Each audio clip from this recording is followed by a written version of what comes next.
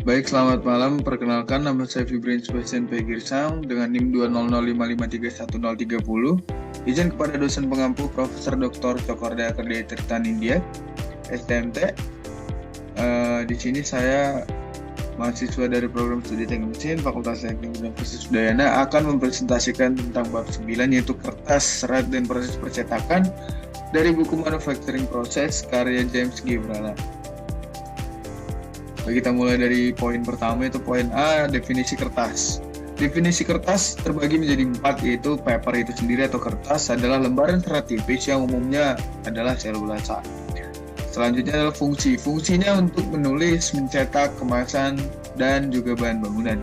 Prosesnya serat disuspensikan, disaring, lalu dikeringkan, lalu mengikat menjadi lembaran. Bahan yang digunakan biasanya adalah selulosa atau serat sintetis atau mineral. Pada bagian B2 bisa kita lihat adalah tentang pembuatan kertas dari kayu menggunakan mesin. Pada proses tersebut ada 5 poin yang diperhatikan, yaitu pohon pertama ditebang dan kayu dikirim ke pabrik, kayu dipotong dan dibersihkan dari kulit, kayu diolah jadi pulp atau serat kayu halus, pulp disaring, diputihkan dan dicampur bahan tambahan. Lalu kertas dipres, digulung dan dipotong sesuai ukuran. Bisa kita lihat pada gambar tersebut adalah proses-proses detail dari pembuatan kertas dari kayu yang menggunakan mesin.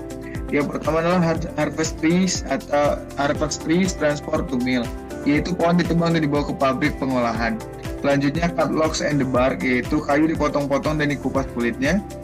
Selanjutnya ada tiga proses yang dilakukan, yaitu convert to pulp mechanically, convert to pulp chemically, convert to pulp semi-chemically, yaitu yang pertama secara mekanis dihancurkan secara fisik, yang kedua secara kimia menggunakan bahan kimia untuk melarutkan lignin, selanjutnya yaitu semi-kimia, yaitu kombinasi metode mekanis dari kimia. Selanjutnya dilakukan proses refine pulp, yaitu pulp disaring dan diperhalus agar seratnya seragam. Selanjutnya dilakukan wash, screen, dan bleach pulp yang dimana berfungsi untuk mencuci, menyaring, dan juga memutihkan, menghilangkan kotoran dan warna-warna gelap pada pulp tersebut. Selanjutnya dilakukan proses bead fibers yang berfungsi untuk menggiling agar saling mengikat kuat saat menjadi lembaran-lembaran kertas. Selanjutnya menambahkan filter, dye, sizing, dan juga hal-hal lainnya, yaitu bahan ditambah pewarna, lem, dan juga pengisi ditambahkan untuk memperbaiki kualitas kertas. Selanjutnya adalah form sheet yang dimana digunakan untuk membentuk menjadi lembaran di mesin for dryer. Selanjutnya dilakukan proses remove excess water or press, yaitu berfungsi untuk memeras air keluar agar kertas menjadi lebih padat dan juga lebih kuat. Selanjutnya proses dry sheet, yaitu lembaran kertas dikeringkan menggunakan roll berpengalaman uap. Selanjutnya dilakukan proses coating dan coating. Selanjutnya dilakukan proses coating and smoothing atau coloring yang berfungsi untuk menghaluskan untuk mendapatkan permukaan halus dan juga mengkilap pada kertas. Selanjutnya dilakukan proses cut sheet atau seal sheet dan juga wind on reel yang dimana berfungsi untuk menggulung dan memotong sesuai ukuran akhir dan siap digunakan. Selanjutnya pada bagian B2G1 yaitu mesin pembuat kertas for dryer dan juga silinder. Pada proses tersebut ada 4 hal yang saya perhatikan dalam rangkup proses tersebut, yaitu serat selulosa dicampur air dan dibentuk di layar atau silinder. Air berlebih disedot untuk meratakan ketebalan. Pulp dipadatkan dengan roll dan dibentuk watermark. Kertas ditekan, dikeringkan, lalu dihaluskan menggunakan proses calendering dan digulung atau dipotong.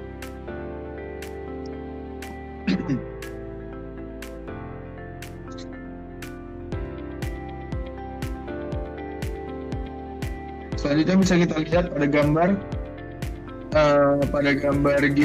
B2G1, yaitu proses di mana diagram skematik proses pembuatan kertas dengan mesin for dryer. Berikut penjelasannya akan saya tambahkan dan juga saya perjelas di sini. Yang pertama pada proses tersebut bisa kita lihat pada bagian tersebut ada headbox yang dimana bubur atau pulp disebar merata di atas sabuk kawat. Selanjutnya adalah for dryer table. Untuk for dryer table bisa kita lihat ada di for dryer table bisa kita lihat di sini, yaitu di mana proses air dikeringkan melalui kawat dan vakum untuk membentuk lembaran-lembaran basah. Selanjutnya adalah press section yang dimana berfungsi untuk memeras dengan roll dan kain felt untuk mengurangi air pada bagian kertas tersebut.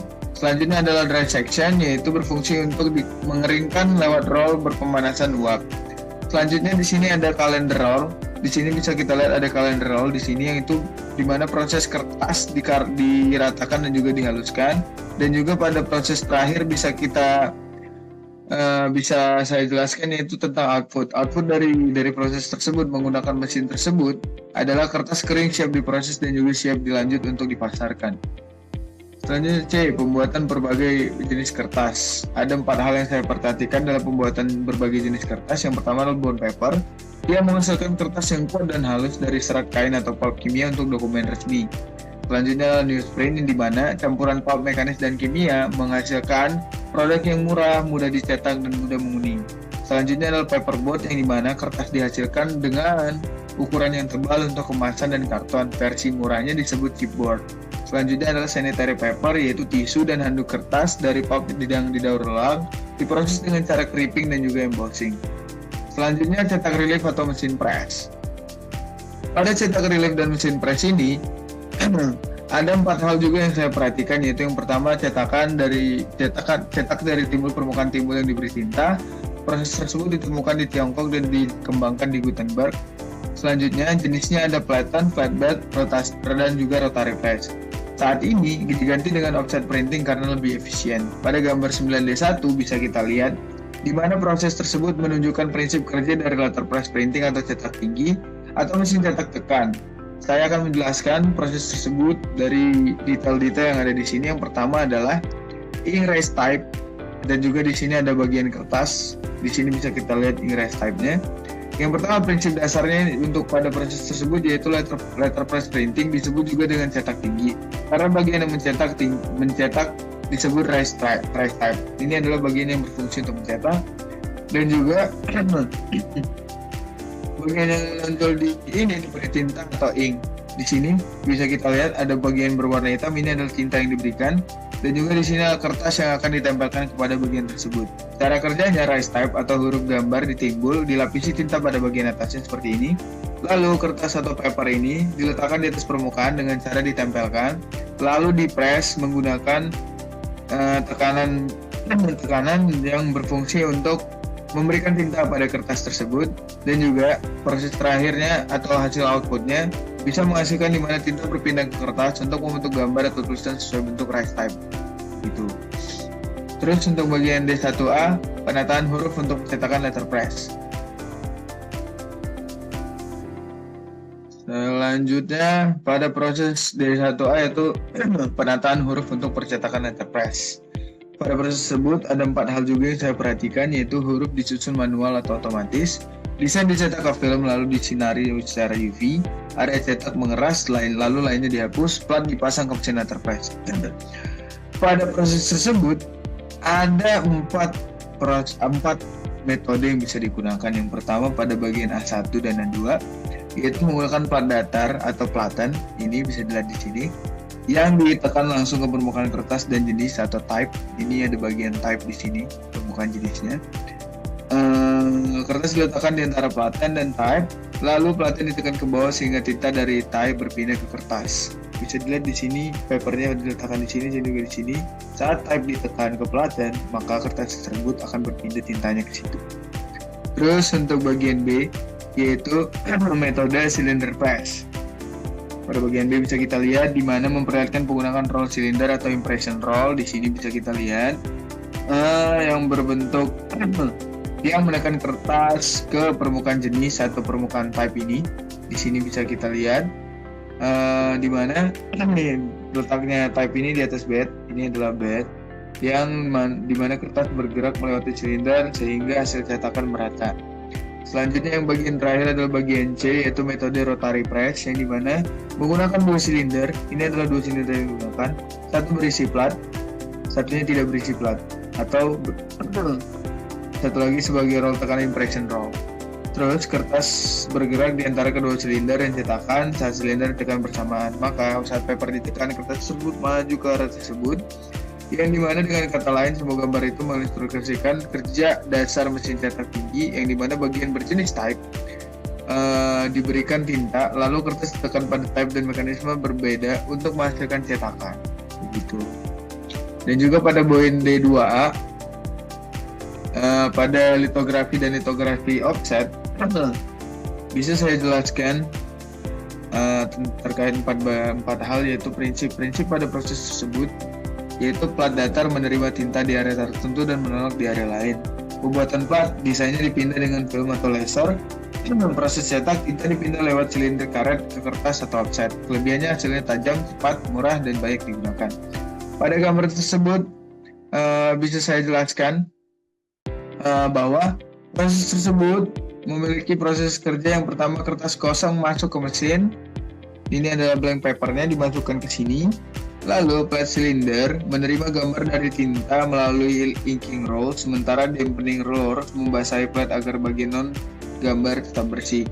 Ini adalah inking rolls, dan juga bisa kita lihat di sini juga ada dampening rolls. Ini adalah dampening rolls.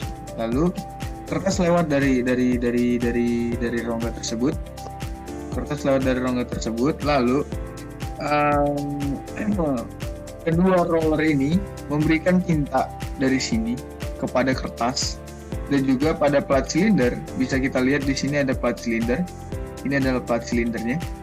Ini juga ada 2 plat silinder di sini yang berfungsi untuk memindahkan gambar blanket silinder atau silinder karet. Selanjutnya blank silinder yang digunakan untuk menekan gambar permukaan kertas sehingga tercetak. Selanjutnya, proses tersebut berlangsung untuk kedua sisi kertas secara bersamaan, karena bisa kita lihat di sini kertas dari blank paper ini.